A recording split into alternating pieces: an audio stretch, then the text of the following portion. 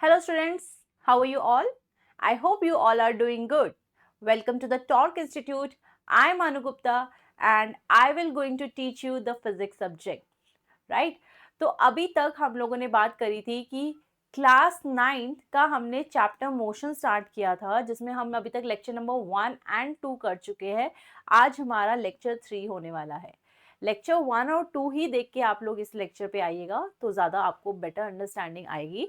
अगर आपने फर्स्ट और सेकंड लेक्चर नहीं देखा है तो मैं डिस्क्रिप्शन में लिंक प्रोवाइड कर दूंगी, वहां से आप फर्स्ट और सेकंड लेक्चर को देख सकते हैं। तो चलिए आज शुरू करते हैं अपना लेक्चर नंबर 3। आज की क्लास में हम लोग क्या करने वाले हैं, we are going to talk about what. सबसे पहले हम देखेंगे कि मोशन क्या होता है। Will try to understand what is the relation between rest and motion. और उसके बाद मेजर जो बहुत इंपॉर्टेंट टॉपिक इस चैप्टर से है, we will be talking about distance and displacement. Okay, so first of all we will be talking about motion, then the term rest. We will be talking about distance, and after that displacement. All right, so we will be talking about that. Now अब मैं आपसे जानना चाहती हूँ कि आखिर motion होता क्या है। अगर मैं आपसे पूछूं what is motion according to you, तो अगर हम अपने आसपास देखें तो हमें अपने आसपास काफ़ी सारी चीज़ें कैसी लगती हैं, मूव करती हुई। जैसे अगर हम बर्ड्स को देखेंगे तो बर्ड्स यूजली हमें फ्लाई करते हुए दिखते हैं। अगर हम बाहर रोड पे जाएं तो हमें ट्रक्स, कार्स, व्हीकल्स ये सब मूव करते हुए दिखते हैं। मूव का मतलब ये हुआ when ever the body is changing its position, वो अपनी जगह अगर टाइम के साथ बदले तो वो मोशन में है। जैसे कि यहाँ अगर आप इस बॉल को देख सकते हो, क्या ये अभी मोशन में है? नहीं। But if you will see now, तो इसने क्या किया, अपनी पोजीशन चेंज की, अपनी जगह चेंज करी। पहले वो यहां थी, अब यहां आ गई। That means now it is in motion, right. तो हम क्या बोल सकते हैं कि मोशन आखिर है क्या। मोशन में अगर हम किसी भी बॉडी को कहना चाहें that this particular object is in motion, then it has to change its position with time और with respect to surrounding like this, right. तो ये बॉडी जो है ये मोशन में नहीं है, वहीं ये बॉडी जब अपनी पोजीशन बार बार चेंज कर रही है तो वो मोशन में है। तो सोचिए आपके आसपास आपको क्या क्या चीजें मूविंग दिखाई दे रही है। कमेंट्स बॉक्स में बताइए मुझे कि क्या क्या आपको अपने आसपास मूविंग चीजें अभी विजिबल है।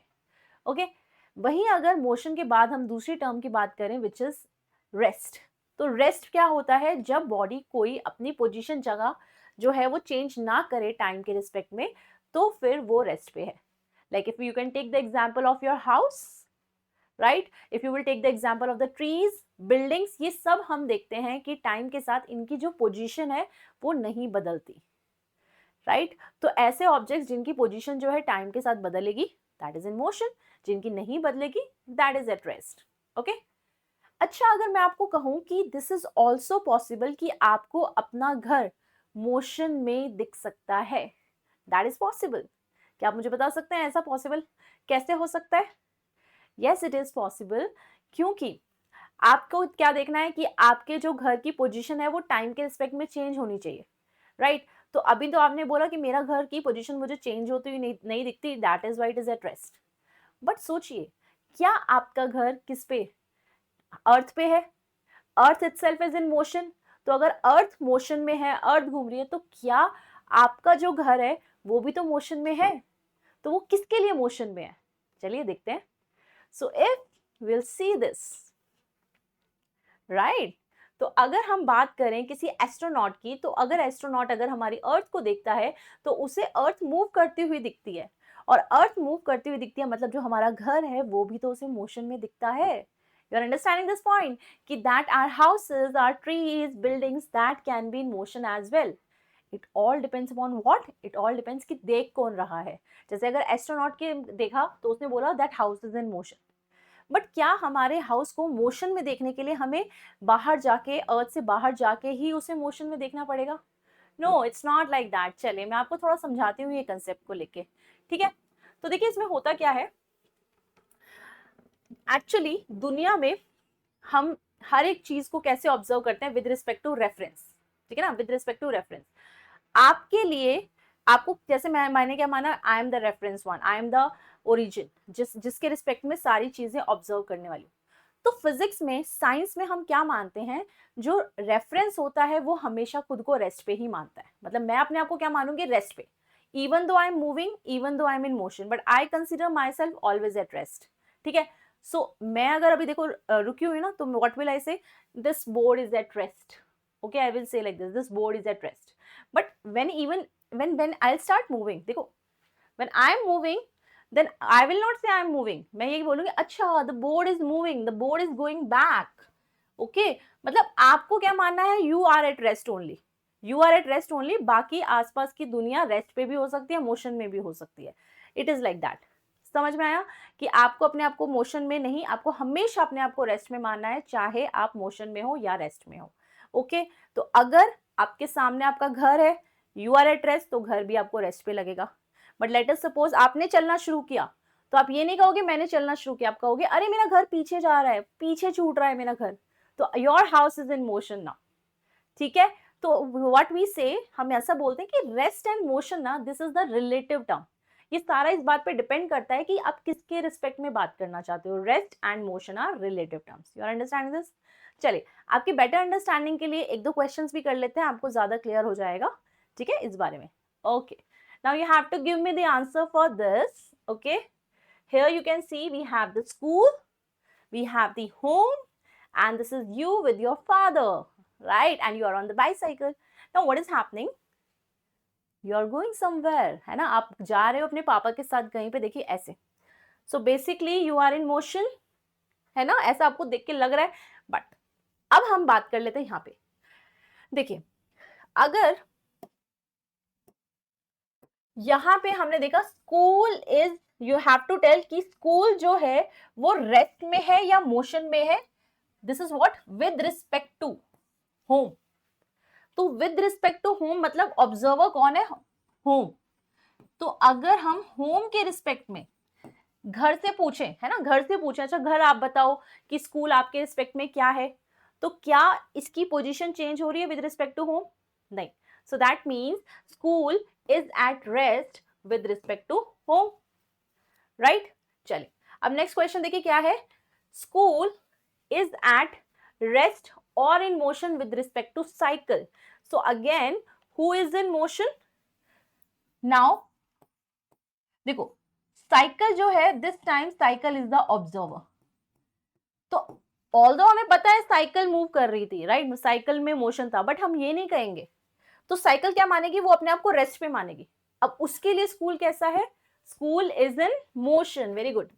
चाहे साइकिल खुद मूव कर रही हो, बट वो क्या कहेगा, नहीं नहीं, I am at rest only but school is in motion. So it is clear to you, okay. तो यहां से आई होप आपको ये पॉइंट क्लियर हुआ which I am trying to tell you, ठीक है, कि कैसे हम डिसाइड करते हैं which is at rest and which one is in motion, okay. अब जो मैंने बताया उसके कुछ इंपॉर्टेंट पॉइंट आप नोट डाउन करेंगे कि यहाँ से हम क्या कंक्लूड कर सकते हैं। The first point is that rest and motion are the combined property of both object and observer. Rest में है या मोशन में है, कंप्लीटली डिपेंड करता है ऑब्जेक्ट कौन है, ऑब्जर्वर कौन है। एंड ये देखिए term, there is nothing like absolute rest और मोशन। इसका मतलब क्या हुआ, देखो एब्सोल्यूट रेस्ट का मतलब क्या होता है ना, एब्सोल्यूट रेस्ट का मतलब ये होता है कि दुनिया में हर एक के लिए, है ना, हर एक के लिए ये पर्टिकुलर ऑब्जेक्ट रेस्ट पे है। तो मैं क्या कहूंगी, ये ऑब्जेक्ट रेस्ट पे है। For everyone in the world, in the universe, this object is at rest, या for everyone this object is in motion. अगर ऐसा है तो वो एब्सोल्यूट रेस्ट पे है, अगर ऐसा है तो वो एब्सोल्यूट मोशन पे है। But is it possible, is it possible दुनिया में कोई चीज हर एक के लिए रेस्ट पे हो या फिर हर एक के लिए मोशन में हो? Is it possible? No, it's not possible, right. किसी के लिए वो रेस्ट पे होगी तो किसी के लिए मोशन में होगी, and that is why we are saying कोई भी चीज दुनिया में एब्सोल्यूट रेस्ट या मोशन में नहीं हो सकती, ठीक है ना। दिस इज वेरी इंपॉर्टेंट, तो इसको जरूर ध्यान से देख लें, इट्स वेरी इंपॉर्टेंट टर्म। और दूसरा, rest and motion are relative terms, ठीक है। इन पॉइंट्स को बहुत अच्छे से आप नोट डाउन कर लेंगे और याद रखेंगे सबका मतलब क्या है। आई hope it is clear, can you move forward, okay. चलिए, I have some questions for you, very small questions are there, फटाफट से आपको आंसर्स करना है। चलिए बताइए, the house in which you live is that absolute rest, क्या वो हमेशा हर एक के लिए हर टाइम रेस्ट पे हो सकता है? बोलो बोलो बोलो, यस और no? So answer is no. एक के लिए वो रेस्ट पे है तो शायद दूसरे के लिए मोशन में हो सकता है, तो एब्सोल्यूट रेस्ट पे नहीं होगा। चलिए नेक्स्ट क्वेश्चन देखते हैं। Is your friend in motion with respect to you? क्या आपका फ्रेंड आपके रिस्पेक्ट में मोशन में है? कब?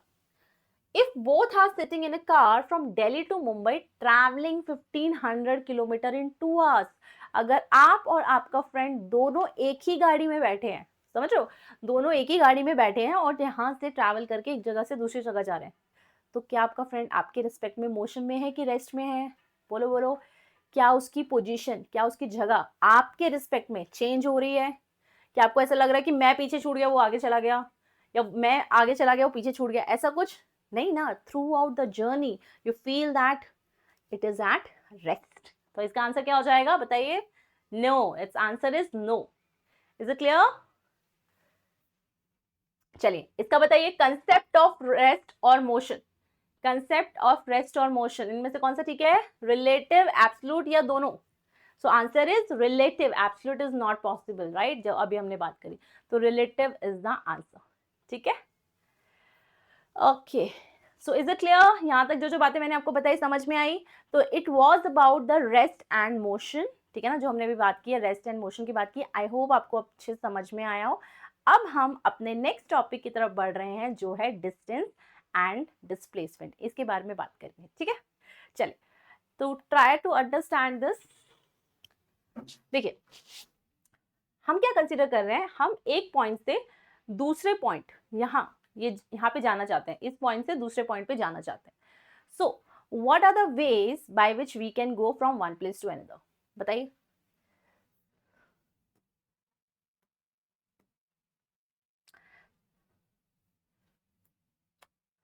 जैसे मान लो आप स्कूल से निकले, है ना, you are in the school, आप स्कूल से निकले और आपको कहाँ जाना है? अपने घर जाना है।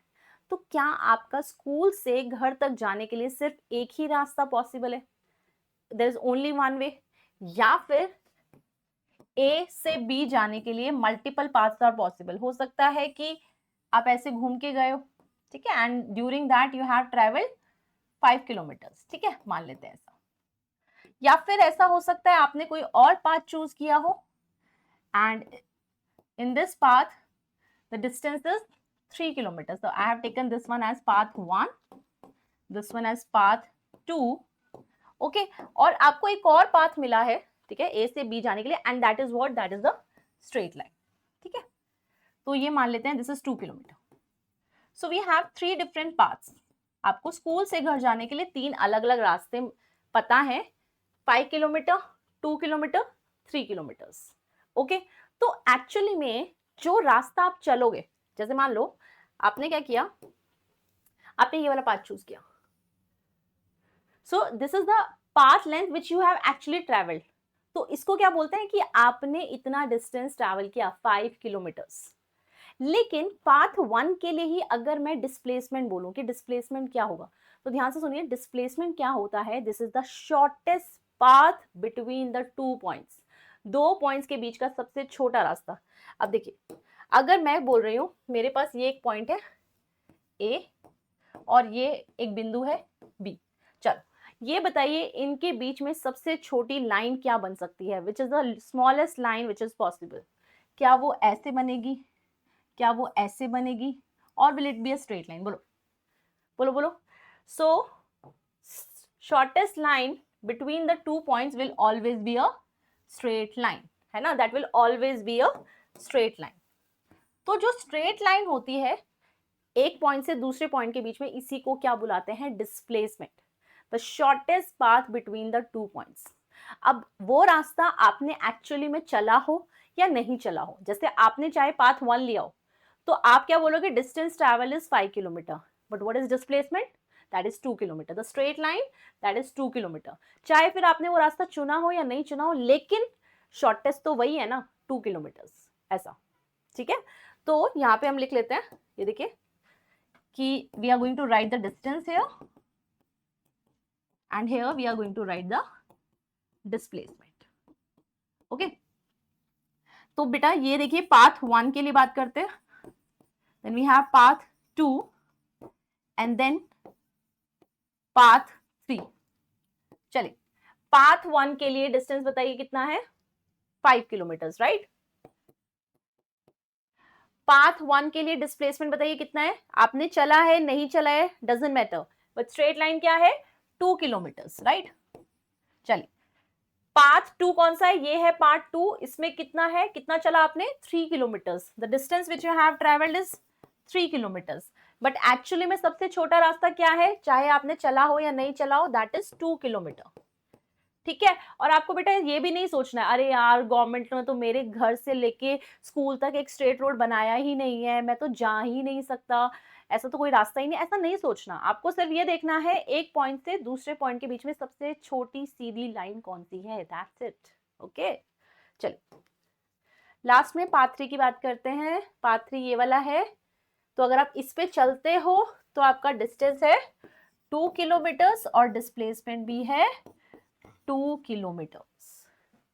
सो फ्रॉम दिस डेटा क्या आपको समझ में आ रहा है, what ever will be the distance but displacement will be like this only, है ना। डिस्प्लेसमेंट इस पर्टिकुलर केस में क्या होगा 2 किलोमीटर्स ही होगा। अब थोड़ा सा ध्यान से ऑब्जर्व करिए, ध्यान से ऑब्जर्व करिए हर एक केस में, देखो ध्यान से, ये 5 है ये 2 है, मतलब डिस्प्लेसमेंट जो है डिस्टेंस से छोटा है, राइट। और देखिए यहाँ पे डिस्टेंस 3 है, यहाँ पे डिस्प्लेसमेंट 2 है, अगेन ये इससे छोटा है, लेकिन ये एक ऐसा केस आ रहा है जिसमें ये इक्वल है, मतलब हमें जहां तक देख के समझ में आ रहा है डिस्टेंस डिस्प्लेसमेंट से हमें बड़ा ही मिला। क्या कभी ऐसा हुआ डिस्टेंस आपको डिस्प्लेसमेंट से बड़ा मिला हो, नहीं हुआ ना, और ऐसा कभी होता ही नहीं है। You will never ever find that distance is greater then displacement, distance कभी डिस्प्लेसमेंट से बड़ा नहीं होगा, हमेशा सॉरी जो डिस्टेंस होगा वो हमेशा डिस्प्लेसमेंट से बड़ा होगा, ठीक है ना। कभी भी डिस्प्लेसमेंट बड़ा नहीं होगा डिस्टेंस से, ये ध्यान रखना, लेकिन हाँ इक्वल हो सकता है। So what we can understand from here कि डिस्टेंस हमें कैसा मिला, ग्रेटर देन मिला डिस्प्लेसमेंट से, ठीक है ना। हमने जितने भी केस देखे उसमें कैसा मिला, ग्रेटर देन, बट हाँ दिस इज ऑल्सो पॉसिबल कि डिस्टेंस जो है वो डिस्प्लेसमेंट के इक्वल हो सकता है, दैट इज पॉसिबल, ये हमने देखा, राइट। लेकिन एक पर्टिकुलर केस में कब डिस्टेंस डिस्प्लेसमेंट के इक्वल हो सकता है, ध्यान से देखिए, this was in the case when we were talking about the path 3। Path 3 में हमने कैसा चला, स्ट्रेट लाइन। सो ये बहुत इंपॉर्टेंट पॉइंट है जो आपको ध्यान रखना है कि distance can be equal to displacement only when the body moves in a straight line, okay, when the body moves in a straight line, in that case it is possible. बाकी आप देखोगे ये ऐसा ही होता है।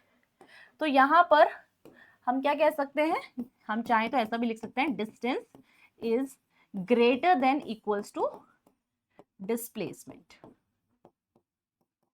ठीक है, distance is greater than equals to displacement. अब देखिए अगर मान लो मैंने डिस्प्लेसमेंट को यहां लिख दिया इसके नीचे, बोलो ऐसे, है ना, क्रॉस मल्टीप्लीकेशन लाइक दिस। अच्छा ये बताओ अगर डिस्प्लेसमेंट यहां आ जाएगा तो यहां क्या बच जाएगा, that will be equals to 1, that will be equals to 1, we can write like this, okay। तो यहां से हम एक इंपॉर्टेंट स्टेटमेंट बोल सकते हैं, the ratio of distance to displacement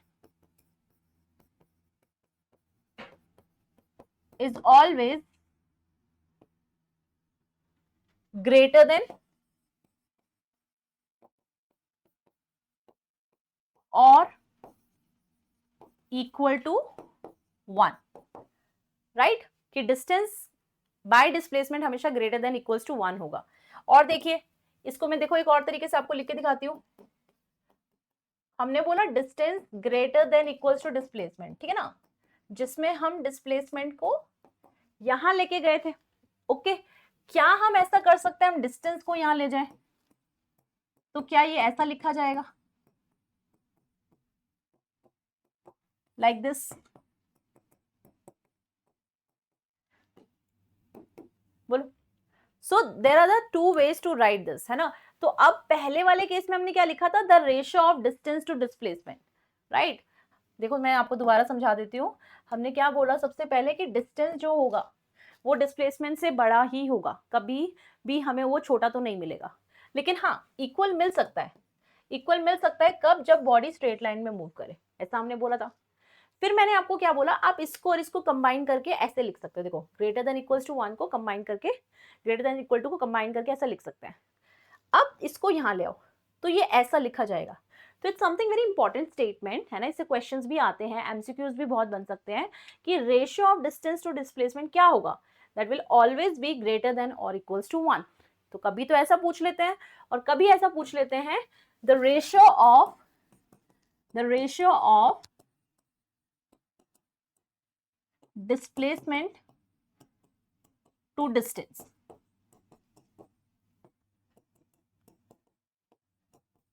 बताइए क्या होगा?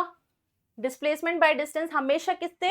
1 से हमेशा छोटा होगा या फिर उसके इक्वल होगा, इज ऑलवेज लेस देन और equals to 1। Okay, understood this? तो इतना समझ में आया आपको? देखो मैंने आपको पहले ना थोड़ा डिस्टेंस डिस्प्लेसमेंट का ना बेसिक समझा दिया कि डिस्टेंस होता है actual length path covered by the body from one point two the other point, एक पॉइंट से दूसरे पॉइंट में जो एक्चुअली लेंथ चलता है, जबकि डिस्प्लेसमेंट शॉर्टेस्ट होता है एक पॉइंट से दूसरे पॉइंट का डिस्टेंस। ठीक है, मैंने आपको अलग अलग केसेस भी करा दिए जिसमें ये भी बता दिया डिस्टेंस की वैल्यूज अकॉर्डिंगली डिस्प्लेसमेंट क्या आएगा। और फिर आपको ये बहुत इंपॉर्टेंट, मतलब मैं सच बता रही हूँ, ये आपको बहुत इंपॉर्टेंट है, आप इसे जरूर ध्यान रखें। ये जो रेशियो वाली बात मैंने आपको बताई है, this is important. Okay, this is important, this one is important. Okay, इसको हम ध्यान रखेंगे। ठीक है, डन? ओके, अब बात कर लेते हैं डेफिनेशंस की, कि डिस्टेंस की डेफिनेशन हम कैसे लिखेंगे, ये एसआई यूनिट क्या होगी, ये स्केलर है या वेक्टर है, इन चीजों की चलिए बात करते हैं। ठीक है, चल। तो डिस्टेंस कैसे डिफाइन करेंगे? The actual length of the path covered by a moving particle, that is what, that is distance. Okay okay, चलिए बताइए डिस्टेंस स्केलर है या वेक्टर है? Distance is a scalar quantity, right, जबकि डिस्प्लेसमेंट कैसा होता है? It's a vector quantity. इसका मतलब डिस्टेंस, डिस्टेंस स्केलर है तो ये हमेशा ही पॉजिटिव होगा, कभी भी ये नेगेटिव नहीं होगा। ठीक है, distance will always B positive, never negative. और इसकी एस यूनिट होती है मीटर। और सीजीएस क्या होती है बताइए बेटा? सीजीएस यूनिट विल बी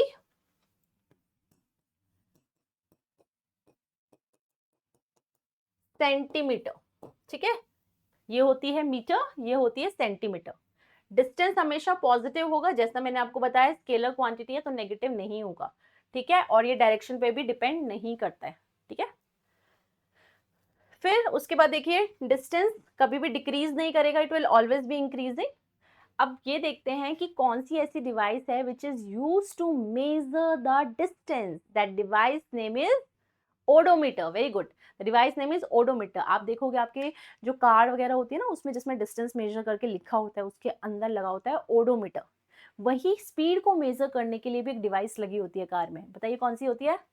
बताइए बताइए, that is speedometer. Very good, speedometer is the device जो स्पीड को मेजर करती है, वहीं ओडोमीटर इज द वन जो डिस्टेंस को मेजर करती है। ओके, चलिए आगे बात करते हैं and let's talk about the displacement. आपको डिस्प्लेसमेंट को डिफाइन करना है, सो that's how you can define the shortest distance between initial and final position, है ना। इनिशियल और फाइनल पोजीशन के बीच का सबसे छोटा रास्ता डिस्प्लेसमेंट है। और मैं आपको बताऊं, यहां से हम ये भी कंक्लूड कर सकते हैं, इसका मतलब डिस्प्लेसमेंट सिर्फ इनिशियल और फाइनल पॉइंट पे डिपेंड करता है।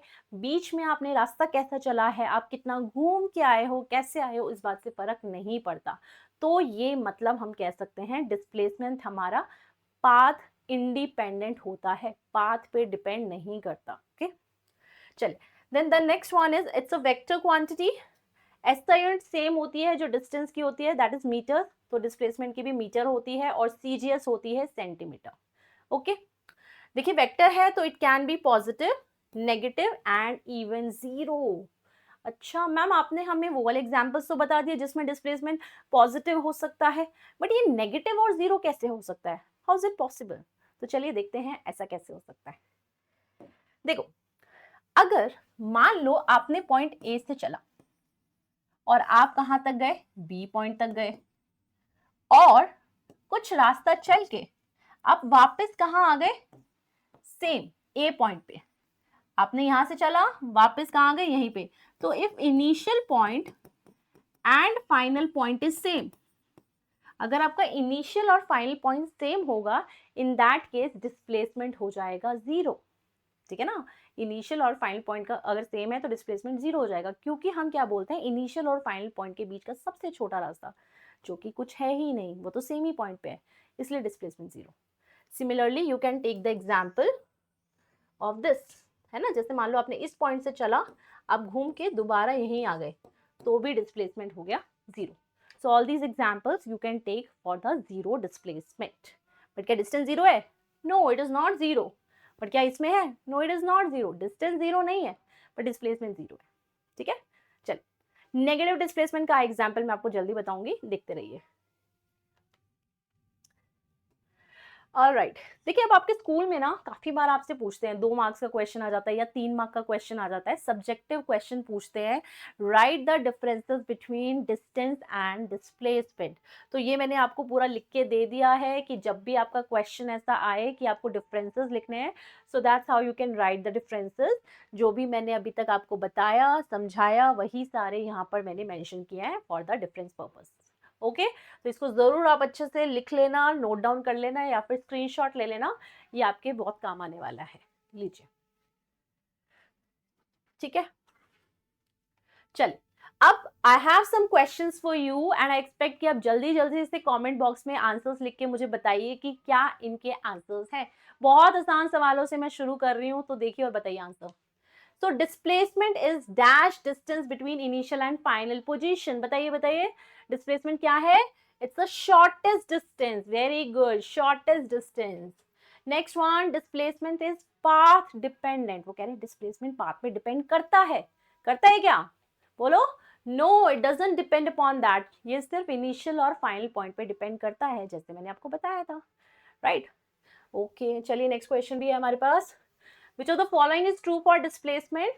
पढ़िए, पहला कह रहा है ये कभी जीरो नहीं हो सकता। क्या डिस्प्लेसमेंट जीरो नहीं हो सकता है, अभी तो मैंने आपको बताया, अगर हम इनिशियल और फाइनल पॉइंट सेम रखेंगे तो इट इज पॉसिबल। और देखिए, इसका मैग्नीट्यूड कभी भी डिस्टेंस से बड़ा नहीं होगा। Its magnitude is greater, sorry, its magnitude is greater then the distance. इसका मैग्नीट्यूड डिस्टेंस से बड़ा होगा। क्या पॉसिबल है? क्या डिस्प्लेसमेंट कभी डिस्टेंस से बड़ा हो सकता है? नो, ये तो उसके हमेशा क्या होता है, छोटा होता है या उसके इक्वल। तो आंसर क्या बनता है? Option D, very good, neither A and B. Okay, बहुत बढ़िया बहुत बढ़िया। चलिए अब हम पढ़ते हैं न्यूमेरिकल सेक्शन की तरफ, जिसमें आप लोग को लगता है डर, पर मैं सभी क्वेश्चंस बहुत इजी लेवल से और बहुत धीरे धीरे कराऊंगी ताकि आपकी अंडरस्टैंडिंग अच्छी हो। आप ध्यान से क्वेश्चंस को देखना एंड अपना बेस्ट ट्राई करना इनका आंसर्स निकालने के लिए, ठीक है? तो चलिए देखो, फर्स्ट क्वेश्चन, इसने क्या बोला? The person travels from point O to A. देखो बेटा, ये है पॉइंट ओ, ठीक है, और हमने ना ओ से ए ऐसे चला। देखो ए कहाँ पे है? यहाँ पे सीधा। आपसे क्या पूछा है? बताओ डिस्टेंस कितना चला और डिस्प्लेसमेंट कितना चला। देखो ध्यान से, हम यहां से यहां तक चले तो हमने कितना चला? 0 से 10 तक चला, मतलब हमने डिस्टेंस कितना चला? 10। अगर डिस्टेंस 10 चला, अब ध्यान से देखो, क्या हमने कुछ टर्न लिया या कुछ किया? हमने तो सीधा रास्ता ही चला है ना। तो इन दैट केस जब हम सीधा रास्ता चलते हैं तो डिस्टेंस डिस्प्लेसमेंट के इक्वल होता है। दैट मीन्स क्या आंसर होना चाहिए? Displacement should also be 10। तो आंसर हो गया सी। क्या आपका आंसर करेक्ट है? Very good, C is the correct answer, 10, 10। चलिए नेक्स्ट देखते हैं। The person travels from point O to A. देखो ओ टू ए, पहले ऐसे गया, देन ए टू बी। ध्यान से देखिए बेटा, पहले ऐसे गया ओ से ए और फिर ए से बी, यहां पे ऐसे। तो आपसे पूछा है अगर पर्सन ऐसे चलेगा तो उसका डिस्टेंस एंड डिस्प्लेसमेंट हमें बताना है। डिस्टेंस एंड डिस्प्लेसमेंट बताइए, डिस्टेंस कितना चला और डिस्प्लेसमेंट कितना चला, निकालिए, फाइंड आउट। स्क्रीन को पोज करके कोशिश कर सकते हैं निकालने की, निकालिए। हो गया? क्या है आपका आंसर? चलो चेक करते हैं कि आपका आंसर मैच कर रहा है करेक्ट से। देखो, अगर हम यहां से यहां तक चले तो पहले तो कितना चले 10, फिर 11, 12, 13, 14। Are you understanding this? कि देखो बेटा यहां तक तो हम 10 तक चले, फिर उसके बाद देखो 1 2 3 4, इसका मतलब हमने डिस्टेंस कितना चला है 14। But how about displacement? Displacement displacement की अगर हम बात करें तो हम कह सकते हैं बेटा यहां हमारा इनिशियल पॉइंट था, ऑल्दो हम ऐसे जाके ऐसे आए, बट है तो फाइनल पॉइंट यही ना। तो हमारा जो डिपेंड करता है वो किस पे डिपेंड करता है, इनिशियल और फाइनल पॉइंट पे। ओके तो हमने कितना चला, यहां से यहां तक चला, यानी कि हमने कितना चला 6।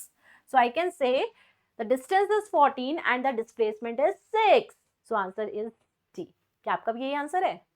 Very good, 14,6 is the correct one. ठीक है, चल नेक्स्ट देखते हैं। ओके यहां पर ध्यान से देखिए, you have a car which is going from 3 to 6, 3 to 6 तक जा रही है ऐसे सीधी। डिस्टेंस कितना होगा, डिस्टेंस कितना होगा, कितना चले हम 1 2 3। देखो अब क्या मानोगे, इसको ओरिजिन मान लोगे 1 2 3, तो हम कह सकते हैं डिस्टेंस चला है हमने 3। And what about displacement? It is in straight line, so displacement will also be 3. Got it? Okay, चल नेक्स्ट क्वेश्चन। अब देखो इसमें क्या दिया है कि आपको दिया है कि car is going from -3 to -6, -3 to -6। सोचिए क्या आएगा डिस्टेंस, क्या आएगा डिस्प्लेसमेंट? स्क्रीन को पोज करके ट्राई करिए, चलिए बताइए डिस्टेंस क्या है आपका। देखो डिस्टेंस की अगर बात करें हम तो इस बात से कोई फर्क नहीं पड़ता यहाँ -3 है -4 है क्या है, क्योंकि डिस्टेंस क्या होता है, it's a scalar quantity and it will always B positive. तो ध्यान से देखो, अगर मैं यहाँ बात करूं तो एक तरह से मान लो ये जैसे मैंने 0 से शुरू किया, राइट? तो दिस इज व्हाट 1 2 3, समझ रहे हो? मतलब मैंने यहाँ से बोला, यहाँ से कैलकुलेट करते हैं। सो this is 1 2 3, so I can say the distance is 3, right? अच्छा डिस्प्लेसमेंट बताइए, डिस्प्लेसमेंट बताइए, आर यू गेटिंग +3? यस बताइए, आर यू गेटिंग -3? चलिए जिसका आंसर +3 आए कमेंट बॉक्स में बताइए +3 है, -3 वाले बताइए। ओके चलिए मैं बताती हूँ इसका करेक्ट आंसर हम कैसे निकाल सकते हैं। देखो अभी तक मैंने डिस्प्लेसमेंट आपको नॉर्मल तरीके से बोला, अच्छा देखो इसको स्ट्रेट लाइन में है या कैसे है उस हिसाब से लिखते हैं, बट अब मैं आपको एक बहुत अच्छा फॉर्मूला बताने जा रही हूँ डिस्प्लेसमेंट का। आपको जब भी कंफ्यूजन हो या आपको डेली हमेशा मतलब जब भी आपको डिस्प्लेसमेंट निकालना आप ये फॉर्मूला लगा लो, आपका कभी आंसर गलत नहीं आएगा, नेवर एवर। ठीक है ना, कभी गलत आंसर नहीं आएगा, आप इसे यूज करिए। क्या चीज की मैं बात कर रही हूँ ध्यान से देखिए, कि जब भी हमें डिस्प्लेसमेंट निकालना होगा हम लोग क्या यूज करेंगे, final position minus initial position. ठीक है, we are going to use that. अब ये क्या चीज है, देखो हम क्या कह रहे हैं, मतलब आप क्या करोगे XF माइनस XI। ठीक है चलो इसको यूज करके देखते हैं। यहां पे देखिए फाइनल पोजीशन की बात करते हैं, कौन सी है हमारी final position, this is my final position. ठीक है, मतलब ये है XF, XF इज -6, और ये है हमारी इनिशियल पोजीशन, मतलब ये है XI। ओके तो आई कैन से displacement is XF minus XI। ठीक है, ये फॉर्मूला आप ध्यान रखेंगे। अब हमने क्या कहा, फाइनल क्या है -6, फिर हम क्या लगाएंगे माइनस, और इनिशियल क्या है -3। सो this is what -6 minus minus क्या हो जाएगा +3, यानी कि आंसर कितना आ जाएगा -3। Displacement in this case will be -3। Are you understanding this? तो इस तरह से अगर आप करते हैं तो आपका प्लस माइनस का कंफ्यूजन जो है अगर आपको आ रहा है वो बिल्कुल भी नहीं आएगा, आपका एकदम करेक्ट आंसर आएगा। तो आप ये यूज करिएगा। ओके यहाँ तक क्लियर हुआ? ठीक है, तो मैंने आपको कुछ क्वेश्चंस बताए कि these are one of the type of the questions of distance and displacement जो पूछे जाते हैं। बट हाँ डिस्टेंस एंड डिस्प्लेसमेंट में बहुत अलग अलग तरह के क्वेश्चंस पूछे जाते हैं, तो मैं आपको सारे टाइप के क्वेश्चंस कराऊंगी इस वीडियो में। आप वन बाय वन सबको ध्यान से देखते रहिए क्वेश्चंस को और ट्राई करते रहिए, सारे टाइप के क्वेश्चंस कवर हो जाएंगे। ओके, चलिए नेक्स्ट देखते हैं कि नेक्स्ट किस तरह के सवाल आते हैं डिस्टेंस एंड डिस्प्लेसमेंट पे। चलिए अब देखो यहां क्या लिखा है, राइनो वॉक्स 3 मीटर ईस्ट। सबसे पहले देखिए whenever we are talking about this east west, हमेशा ध्यान रखना ये होता है east, this is west, this one is north and this one is south.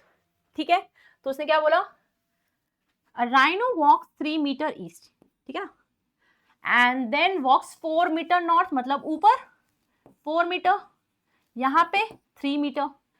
तो ये बोला है डिस्टेंस और डिस्प्लेसमेंट बताना है। देखिए बेटा क्या, 3 और 4, तो हमने देखिए डिस्टेंस कितना चला है, distance is 3 plus 4 that is 7, distance 7 हो गया।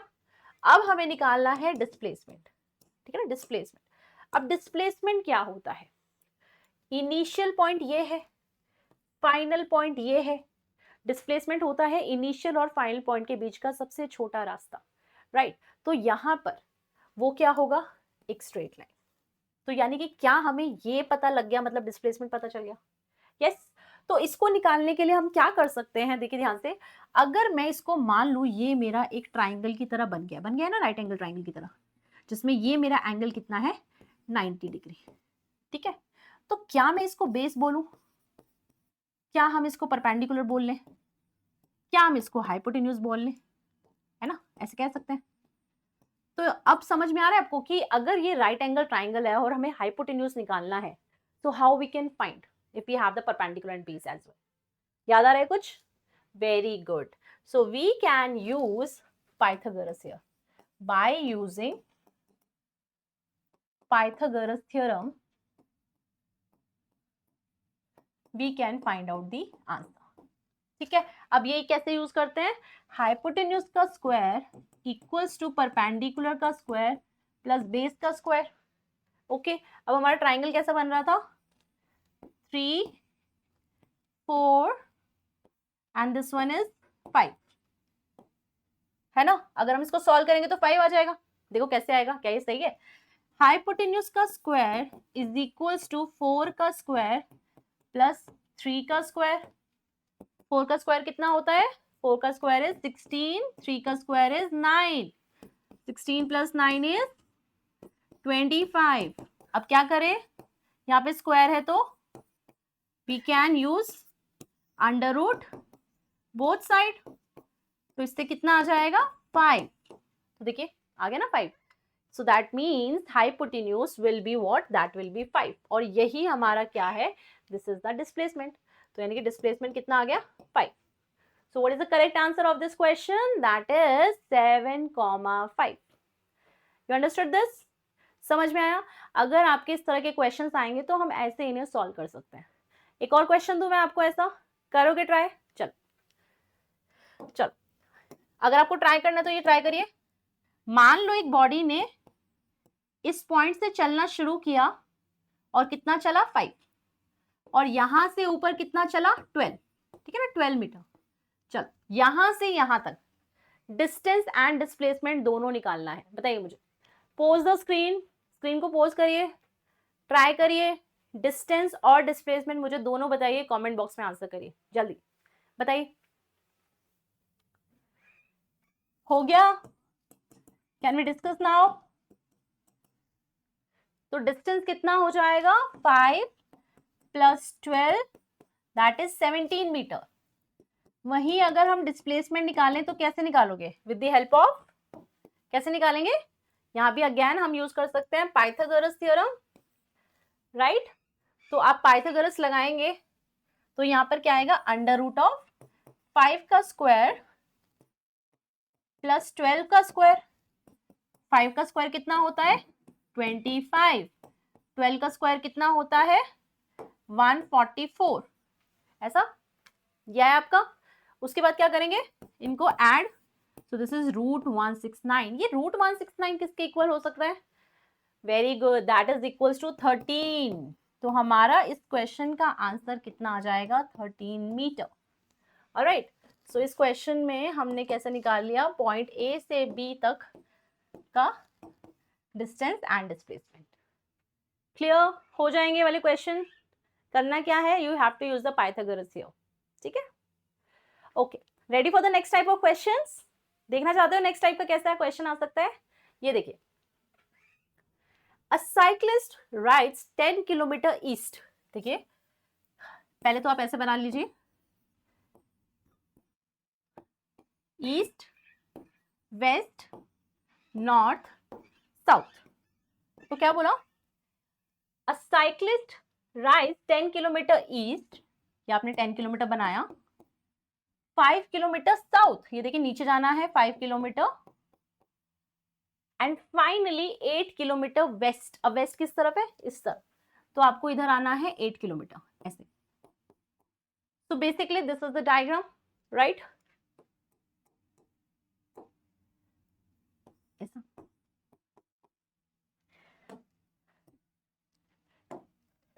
ठीक है।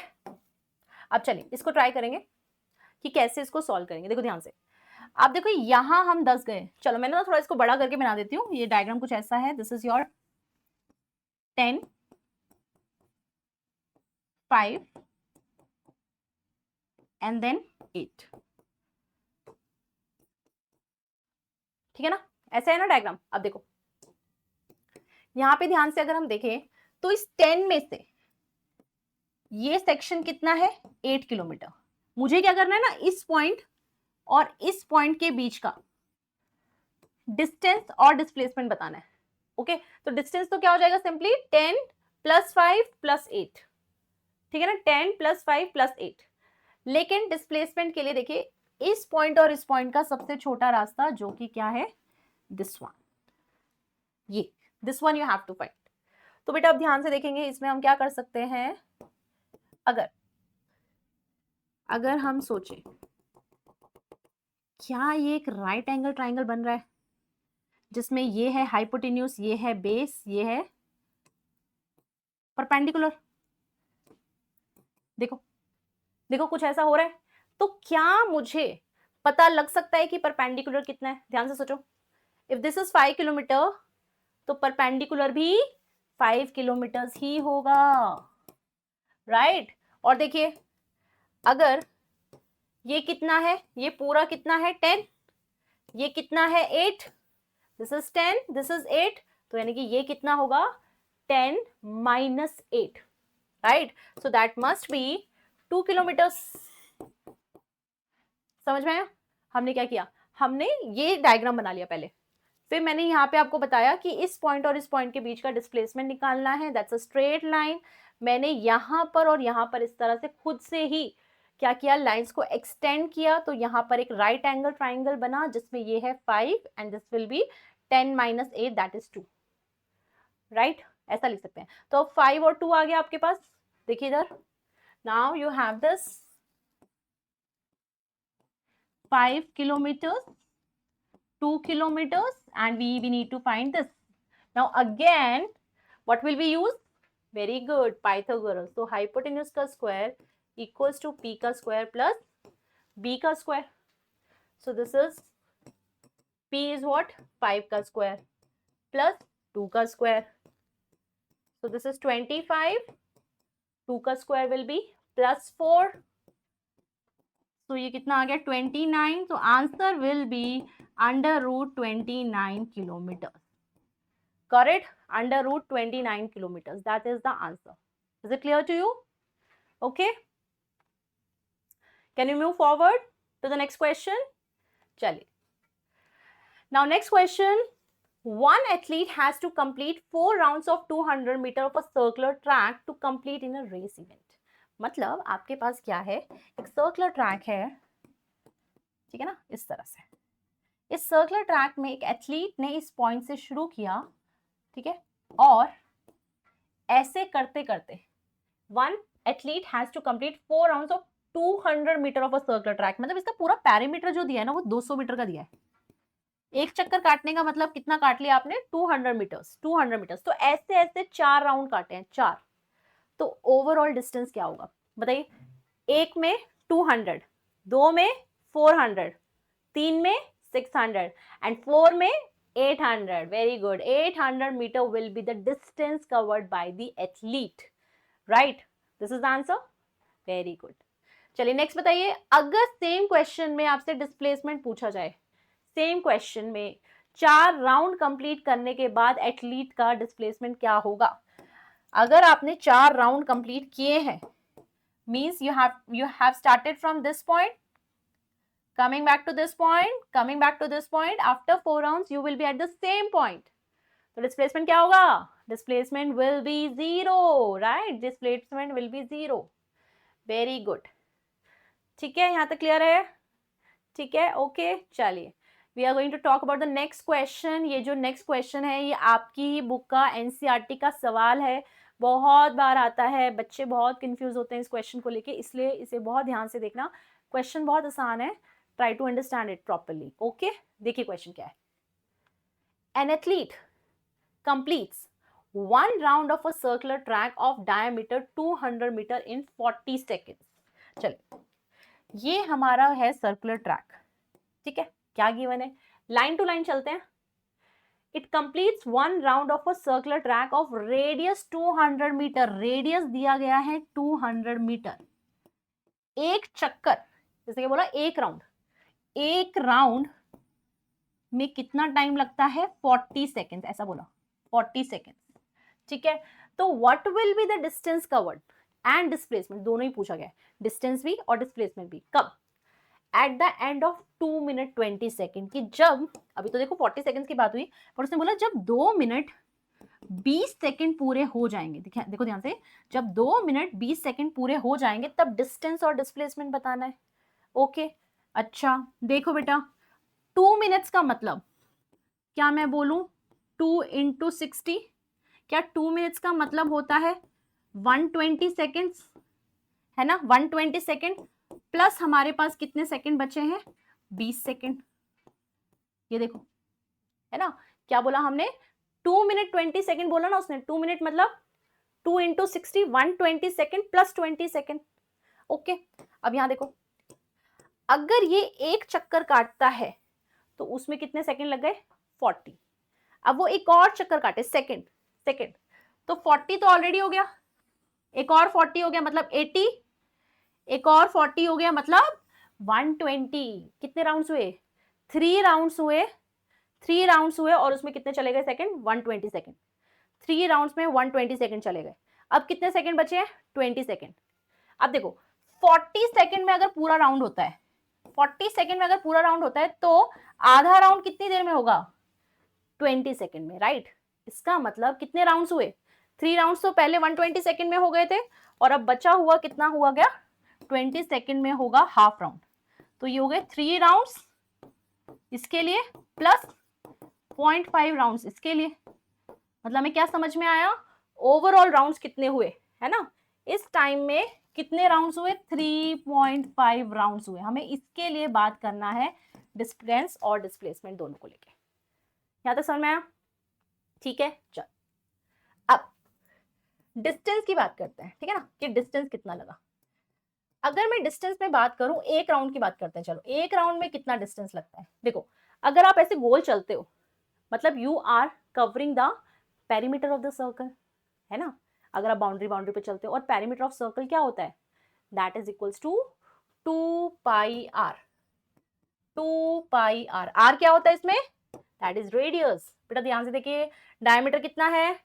डायमीटर है 200 मीटर और रेडियस क्या होता है उसका? हाफ, यानी कि 200/2, यानी कि रेडियस कितना है? 100. So I can say that this is what? 2 pi into 100. 2 pi into 100. ठीक है, बट बेटा ये 1 राउंड के लिए, हमको कितने राउंड्स की बात करनी है? 3.5 राउंड्स की. तब जाके हमारा डिस्टेंस पूरा कैलकुलेट हो पाएगा. तो हम क्या कहेंगे कि एक काम करते हैं, ये जो आपने निकाला है इसको 3.5 से मल्टीप्लाई कर दो. 2 पाई इंटू 100 को ऐसा लिख सकते हैं. अब देखो, पाई क्या होता है? Pi is 22/7 into 100. ऐसा लिखेंगे. अब देखो, नाउ कट द डेसिमल, नीचे क्या आएगा? 10.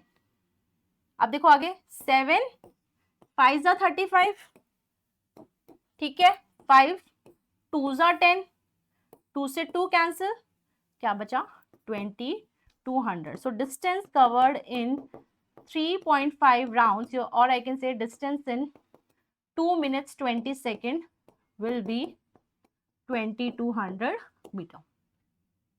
Got it?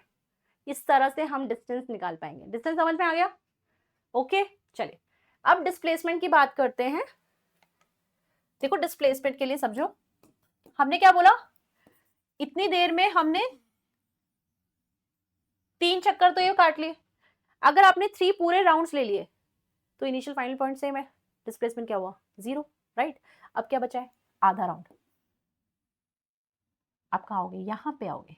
ये इनिशियल पॉइंट है, ये फाइनल पॉइंट है, ये इनिशियल पॉइंट है, ये फाइनल पॉइंट है.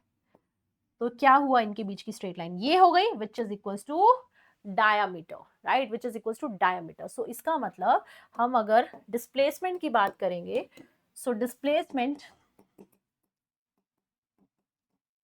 इन 2 minutes 20 seconds will be equal to diameter of circle, and the diameter of circle is 200 meters. So this will be the answer. ठीक है, ये क्लियर है? ओके, देख लो ध्यान से.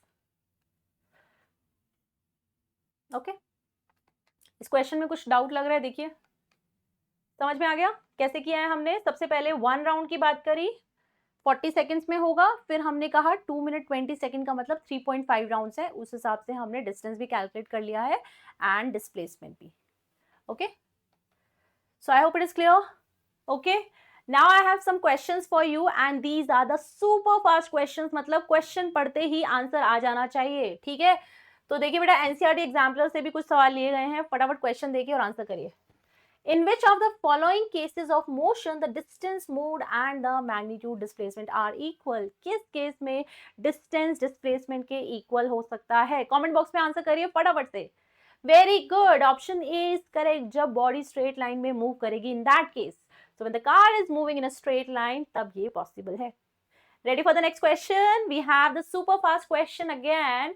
So this is my second question. चलिए बताइए, numerical ratio of displacement to distance, displacement by distance.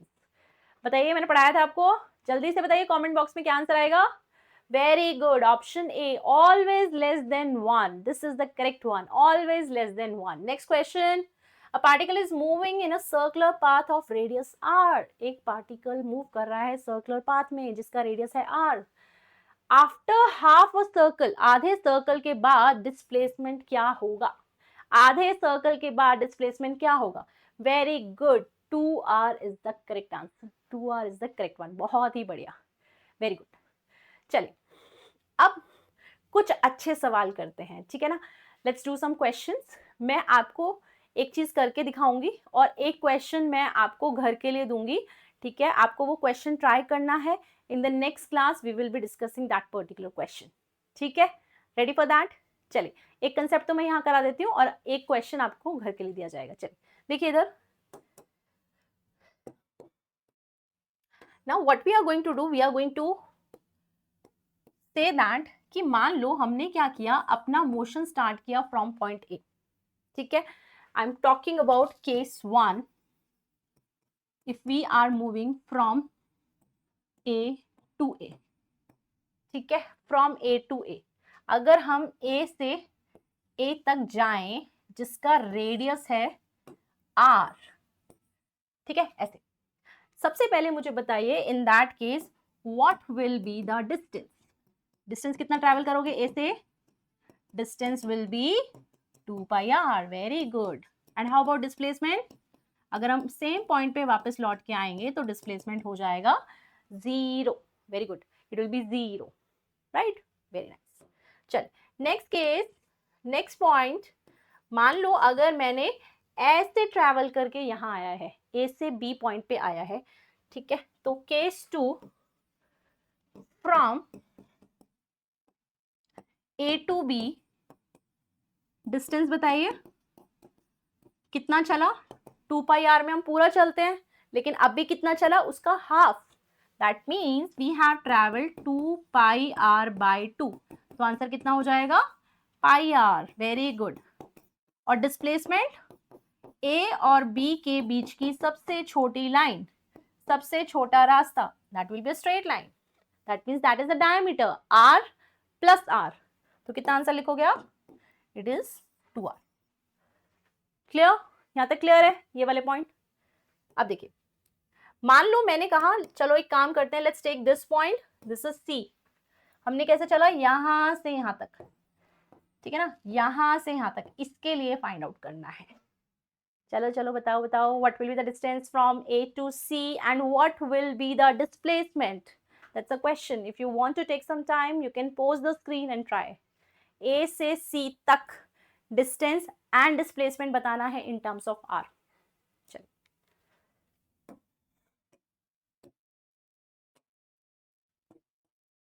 हो गया, कैन वी डिस्कस नाउ। चलिए देखिए, let's talk about the distance case 3 from a to c, ठीक है। चलो डिस्टेंस की बात करते हैं। हमने यहां से यहां तक कितना चला था, 2 पाई आर का आधा, दैट इज पाई आर। अभी हमने कितना चला, अभी हमने कितना चला, पाई आर का भी आधा, पाई आर का भी आधा, या फिर मैं क्या कह सकती हूँ, 2 पाई आर का 1/4, है ना, जो पूरा है 2 बाई आर उसका 1/4 चला ना, 1/4, तो ये हो गया पाई आर बाय 2। या तो आप कह सकते हो पाई आर का आधा चला, है ना, या फिर कह सकते हो इसका 1/4 चला। चलो let's talk about the displacement. बताओ डिस्प्लेसमेंट का आंसर क्या आया। अगर ये आपका आंसर सही आ गया है तो दिस इज वेरी गुड, क्योंकि बहुत अच्छा सवाल है डिस्प्लेसमेंट निकालना यहाँ के लिए। ओके चलो, ए टू सी का डिस्प्लेसमेंट मतलब ये पॉइंट से ये पॉइंट का सबसे छोटा रास्ता, मतलब हमें ये निकालना है, राइट। अच्छा ये देखो बेटा, क्या ये आर है, क्या ये भी आर है, यस। और क्या ये हमें एक ट्राइंगल की तरह दिखाई दे रहा है, ये देखिए, यस। क्या ये आपको ट्राइंगल दिखाई दे रहा है, कैसा ट्राइंगल है, right angle triangle, right angle triangle, जिसमें ये मेरा क्या है, hypotenuse. So what we can use here, we can say that to find the displacement I can use h का square equals to r का square plus r का square, मतलब h का square is 2r का square, है ना। अब हम क्या करेंगे, दोनों साइड अंडर रूट ले लेंगे, कुछ इस तरह से, सही है। ये इससे कैंसिल और ये क्या हो जाएगा, √2, और ये तो इसके साथ कैंसिल हो जाएगा ना, तो √2 इंटू आर, समझे। So in this case displacement will be √2r। अब क्वेश्चन में अगर मान लो r इज 7, तो आपको बोलोगे 7√2, है ना। अगर क्वेश्चन में गिवन है रेडियस 10, तो आंसर हो गया 10√2। So that's how we can find out the displacement for this. Clear है, क्लियर है, वेरी गुड। चलो अब एक और केस रह जाता है इसमें।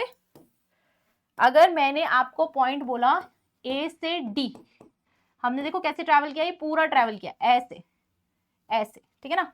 बताओ डिस्टेंस कितना चला, केस 4, डिस्टेंस कितना चला हमने, 2 पाई आर होता है पूरा, उसका कितना चला है 3/4, 3/4 ऑफ 2 पाई आर, यानी कि कितना हो गया 3/2 पाई आर, ठीक है ना। कितना चला उसका 3/4। एक तो ये तरीका है, अगर आपको ये समझ में आता है तो। नहीं समझ में आता है तो बेटा ये तो समझ में आता है ना कि ये कितना है, ये कितना है पाई आर, ठीक है, और ये कितना है पाई आर बाय 2, है ना।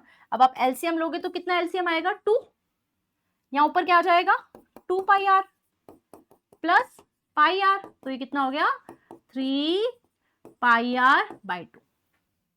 आपको वाला समझ में आता है, इट्स गुड। नहीं आता है तो ये कर लो कि आधा पाई आर होता है, ये कितना होता है पाई आर बाय 2, दोनों का एलसीएम लो and find this, then again you will get same, ठीक है। तो ये हो गया डिस्टेंस। चलिए अब आपको बताना है डिस्प्लेसमेंट, ए से डी डिस्प्लेसमेंट क्या होगा, that will be straight line. क्या आपको जाना पहचाना नहीं लग रहा है, यस क्या ये वैसा ही नहीं है जैसा अभी हमने किया, this is r and this is what, this is my hypotenuse, right. तो पिछले वाले केस में कितना आंसर आया था √2r, और इसमें भी यही आएगा विद द सेम मेथड, समझ में आया? तो ऐसे हमने डिस्टेंस और डिस्प्लेसमेंट निकाल लिया। तो अब ना बेटा इसमें जो मैं बात करूँ डिस्टेंस और डिस्प्लेसमेंट में, अगर सर्कल में कोई क्वेश्चन किसी को बनाना है, काफ़ी टफ बनाना है, थोड़ा टफ बनाना चाहता है, तो ऐसा क्वेश्चन वो बना सकते हैं, इससे ऊपर कोई सवाल नहीं आता। तो मतलब आप मान के चलिए 9th में कॉम्पिटिटिव लेवल की भी मैं बात कर लूँ, मैंने कॉम्पिटिटिव लेवल तक का भी आपको बता दिया है कैसे डिस्टेंस और डिस्प्लेसमेंट के क्वेश्चन आते हैं। अब बस लास्ट एक टाइप बच गया है, जो एक और इम्पॉर्टेंट क्वेश्चन होता है डिस्टेंस डिस्प्लेसमेंट का, वो मैं आपसे पूछ रही हूँ, वो मैं क्वेश्चन घर के लिए दे रही हूँ, एंड आई एक्सपेक्ट आपका जैसे ही आंसर हो जाएगा वो कमेंट बॉक्स में आप बताना। देखते हैं सबसे पहले कौन सही आंसर करेगा, और उसको मैं नेक्स्ट वाली वीडियो लेक्चर में डिस्कस भी करूंगी कि उसे करते कैसे हैं। So you want to know that question? चलिए देखते हैं वो क्वेश्चन क्या है। So the question is very good question it is, ठीक है ना। देखो क्या क्वेश्चन है कि हमारे पास क्या है, वी हैव अ क्यूब,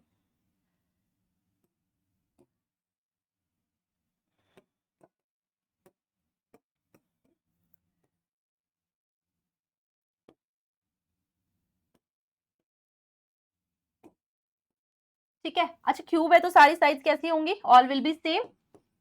मान लो ये भी साइड ए है, ये भी ए है, ये भी ए है, और ये भी ए है, ठीक है। तो अब आपको क्या बोला है मैंने कि you have started from this point, ठीक है, you have started from this point, और आप कैसे चले, पहले आप यहां चले, ओके, फिर आपने यहां चला, ध्यान से देखिए, आपने यहां चला, और फिर आप कहां गए, यहां पे। So you are at opposite point of the diagonal, देखो उस डायगोनल के अपोजिट पॉइंट पे आप है, तो आपको बताना है what will be the displacement, what will be the displacement from point A to B, find displacement from point A to B. You understood my question? मैं अगेन आपको क्वेश्चन बता देती हूँ that we have a cube here, सभी की side same है, you started from this point, आपने यहाँ से चला चला चला, फिर आप यहाँ गए और ऊपर चले गए ऐसे। जैसे मान लो कोई चींटी है ना, एंट क्या कर रही है, एक रूम में ऐसे बाउंड्री पे चल रही है, रूम है एक तरह से, और फिर क्या चली गई, वो ऐसे करके वॉल पे चली गई और सीलिंग तक चली गई। तो इन दैट केस यहां से लेके यहां तक का डिस्प्लेसमेंट आपको फाइंड आउट करना है, that's a question. Okay, so you have to try this question, fine. चलिए इसके बाद बेटा एक और चीज मैं आपको बताती हूँ, इसमें आपको मैं जैसे मैंने बताया था लेक्चर नंबर 2 और जो आपका 1 और 2 है उसका मैं लिंक डालने वाली हूँ, but apart from that I am going to give you the practice session, practice worksheet, है ना। तो आपका एक वर्कशीट जरूर मैं इसके साथ अटैच करूंगी, वो वर्कशीट आप जरूर ट्राई करिए, डिस्टेंस एंड डिस्प्लेसमेंट का, आपका कॉन्फिडेंस बिल्ड होगा, और आपको जो उसके आंसर्स और सॉल्यूशंस है उसका आपको वीडियो सॉल्यूशन मैं प्रोवाइड करूंगी, ठीक है ना। उसका वीडियो लेक्चर, वीडियो सॉल्यूशन आपको मिल जाएगा, तो प्लीज उस वर्कशीट को जरूर करना, ठीक है, और फिर हम उसे डिस्कस भी करेंगे, ठीक है। तो चलिए मिलते हैं अपने नेक्स्ट वीडियो में, we will be talking about the speed in the next lecture. I hope आपको समझ में आया हो जो भी आज हमने डिस्टेंस एंड डिस्प्लेसमेंट की बातें करी, अच्छे से इन क्वेश्चंस की प्रैक्टिस करना, ठीक है, आपका कॉन्फिडेंस और धीरे धीरे बिल्ड हो जाएगा। चलिए मिलते हैं नेक्स्ट क्लास में। Thank you everyone, take care of yourself, bye.